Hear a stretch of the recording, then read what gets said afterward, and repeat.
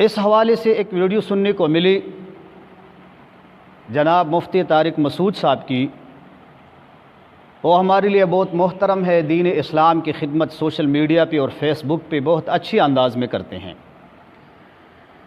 لیکن اس ویڈیو میں مفتی صاحب نے بتایا ہے کہ خلافت و ملوکیت اس میں جماعت اسلامی والوں نے ایڈیٹنگ کیا ہے، اور اب وہ اصل خلافت و ملوکیت جماعت اسلامی والوں کے پاس اس شکل میں نہیں ہے جس شکل میں مولانا مودودی نے لکھی تھی. جماعت اسلامی کے بعضی پروفیسر حضرات نے اس میں ایڈیٹنگ کیا ہے. اب نئی اور پرانی خلافت و ملوکیت میں بہت فرق ہے. دوسری بات اس کے ویڈیو میں یہ سامنے آتی ہے کہ خلافت و ملوکیت میں جن مواد اور حوالہ جات کا سہارا لیا گیا ہے یہ منگڑوت اور کمزور روایات ہے. اور اس سے آگے مفتی صاحب فرماتے ہیں کہ اگر اس طرح کی باتیں ہمارے بزرگوں کی کتابوں میں بھی پائے جائے تو ہم ان کو مٹھاتے نہیں، ہم ان میں ایڈیٹنگ نہیں کرتے، بلکہ ہم ان پہ حاشیہ لکھتے ہیں اور بہشت زیور کا ایک حوالہ بھی دیا ہے. تو اس حوالے سے چند گزارشات عرض کرنا چاہتے ہیں. پھر یہ تعریف کرتے ہیں مولانا مودودی کی کتاب خلافت و ملوکیت کہ انہوں نے بڑی شاندار کتاب لکھی تھی، اس سے پہلے ایسی کتاب لکھی نہیں گئی. مولانا مودودی میرے لیے قابل احترام ہے، ان کی جو پازیٹیو کام ہے ان کی میں قدر کرتا ہوں، لیکن خلافت و ملوکیت جو کتاب لکھی گئی تھی پوری دنیا کے علماء نے اس کتاب پہ رد کیا تھا کہ یہ صحیح نہیں ہے. اور جماعت اسلامی والے اب جو خلافت و ملوکیت چھاپ رہے ہیں یہ وہ نہیں ہے جو مولانا مودودی نے لکھی تھی. اس میں ایڈیٹنگ کر کے اس کا کباڑا کر دیا ہے، یعنی وہ یہ اصلی حیت پر ہے ہی نہیں. اور اچھا کیا، اس لیے کہ وہ کتاب جب لکھی گئی تھی تو اس میں موضوع من گھڑت روایتیں بھی تھیں اور ایسا صحابہ کرام کا نقشہ کھینچا گیا تھا اس میں کہ اسے پڑھ کر ایسے لگتا تھا معاذ اللہ یعنی بہت زیادہ انسان اسلامی تاریخ سے بدگمان ہو. اور اس میں موضوع من گھڑت روایتیں تھیں اور اس میں حضرت معاویہ رضی اللہ تعالی عنہ پر جو الزامات لگے تھے اور اس کے بعد بھی جماعت اسلامی کے بعض پروفیسر حضرات نے جو حضرت معاویہ پہ الزامات لگائے ان کا کافی اور شافی جواب حضرت کہ خلافت و ملوکیت میں جماعت اسلامی والوں نے ایڈیٹنگ کیا ہے اس کی کوئی حقیقت نہیں ہے. یہ بالکل بے بنیاد اور غلط قسم کا ایک سوچ ہے، اس لیے کہ خلافت و ملوکیت کا پہلا ایڈیشن ہندوستان کی جماعت اسلامی کے مرکزی مکتبہ نے 1967 میں شائع کیا تھا. اور خلافت و ملوکیت کی تباہ ہونے سے پہلے ماہنامہ ترجمان القرآن لاہور نے خلافت و ملوکیت کے کچھ ابواب اپنے شمارے میں شائع کیے تھے. مثلا باب اول قرآن کی سیاسی تعلیمات نومبر 1964 میں،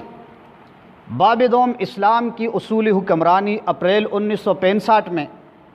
باب سوم خلافت راشدہ کے خصوصیات مئی 1965 میں، باب چارم خلافت راشدہ سے ملوکیت تک جون جولائی 1965 میں، باب پنجم خلافت و ملوکیت کا فرق اگست ستمبر 1965 میں. یہ سب تفصیلات اور یہ سب ریکارڈ ترجمان القرآن کی یہ سب شمارے اب ریکارڈ پہ موجود ہے. کسی بھی وقت جو بھی خلافت و ملوکیت پہ اس حوالے سے سوالات اور اعتراضات اٹھاتے ہیں وہ دیکھ سکتے ہیں. جہاں تک دوسری بات کا تعلق ہے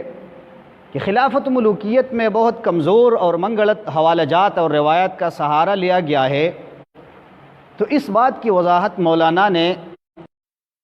میں خود کی ہے صفحہ نمبر 308 پہ. مولانا فرماتے ہیں کہ میری ماخذ جس سے میں نے حوالہ جات اور روایات نقل کی ہیں وہ دو قسم کی ہیں. ایک وہ ہے جس سے میں نے کہیں ضمناً کوئی واقعہ لیا ہے، جیسے ابن ابی الحدید، ابن قتیبہ اور المسعودی. دوسری وہ جن کی روایات پر میں نے اپنی بحث کا زیادہ تر مدار رکھا ہے اور یہ میرے لیے اصل سورسز ہے،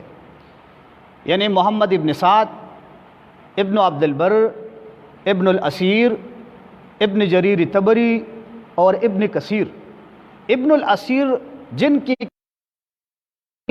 اور اسد الغابہ تاریخ اسلام کی مستند تاریخیں ہیں. اگر یہ تاریخیں ناقابل اعتماد ہے تو آج تک امت کے کسی عالم نے بھی ان کو ناقابل اعتماد نہیں کہا. اور آپ کہتے ہیں اگر یہ ناقابل اعتماد تو ان کے حوالے سے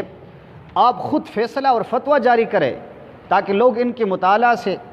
ان سے حوالہ جات لینے سے اور ان کے سہارا لینے سے باز آ جائے۔ اور دوسری بات یہ ہے کہ جس طرح آپ نے یہ اعتراض اٹھایا ہے کہ خلافت ملوکیت میں منگڑت اور کمزور روایات ہے، آپ سے پہلے ایک بہت بڑی شخصیت نقاد بے مثال فاضل دیوبند مولانا عامر عثمانی نے بھی اس سوچ پہ تجلی کے قارئین کے 2-3 بندوں کو اپنے ساتھ لے کے خلافت ملوکیت کی روایات پہ تحقیق اور کام شروع کیا۔ عامر عثمانی صاحب خود لکھتے ہیں کہ جب ہم نے اپنا کام مکمل کیا تو ہم اس نتیجے پر پہنچے کہ ہمارا فکر مولانا مودودی کے حوالے سے جو ہمارا فکر تھا وہ ہمارے کم علمی کا ثمرہ ہے، اور مولانا کی مخالفت کے بجائے ہم الٹا مولانا مودودی کی زلفوں کے اسیر بن گئی۔ ایک بات یہ بھی ہے کہ اگر اس طرح کی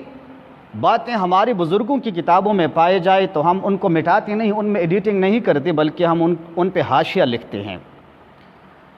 تو اس حوالے سے جس مصنف نے بھی تاریخ اسلام دور صحابہ کو چھیڑا ہے اور اس کے ذکر کیا ہے تو ضرور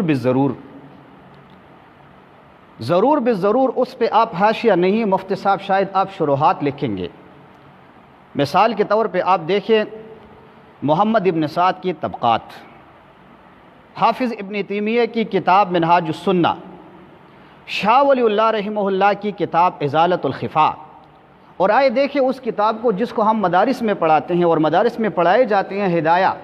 ہدایہ جلد سوم کتاب البیوع، کتاب ادب القاضی، جس میں وہ لکھتے ہیں وَيَجُوزُ تَقَلُّدُ سُلطان الجائر كَمَا يَجُوزُ تَقَلُّدُ سُلطان،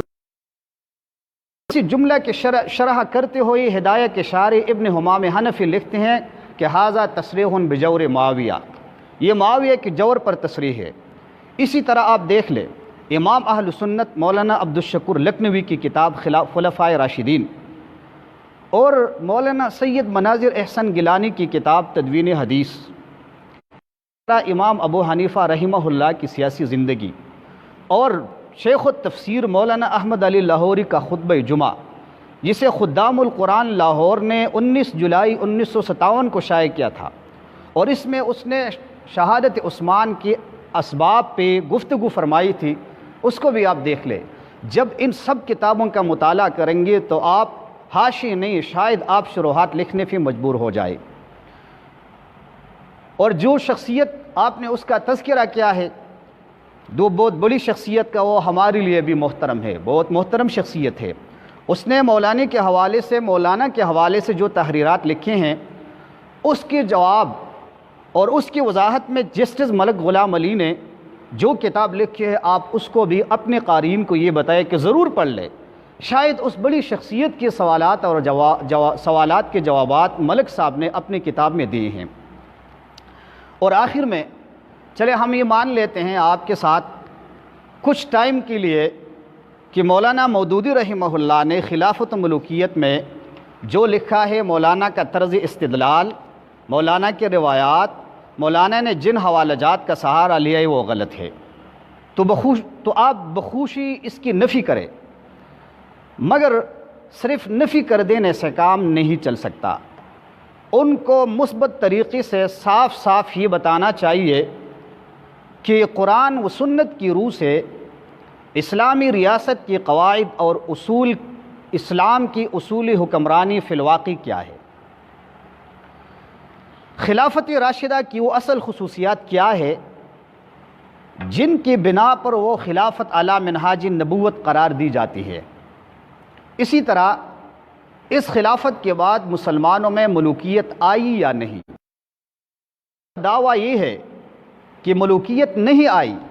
تو کیا بعد کی حکومتوں میں خلافت علی منہاج نبوت کی خصوصیات موجود تھی؟ اگر آپ مانتے ہیں کہ ملوکیت آ گئی تو وہ کن اسباب سے کس طرح آئی،